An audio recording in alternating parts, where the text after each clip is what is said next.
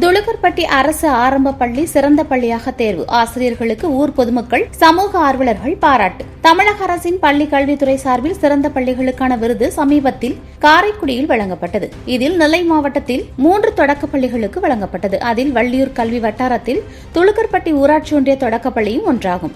இந்த அரசு பள்ளியில் சுமார் 120 பள்ளி மாணவ மாணவிகள் பயின்று வருகின்றனர். தனியார் பள்ளிகளுக்கு இணையாக ஆங்கில வழி கல்வியும் வழங்கப்பட்டு வருகிறது.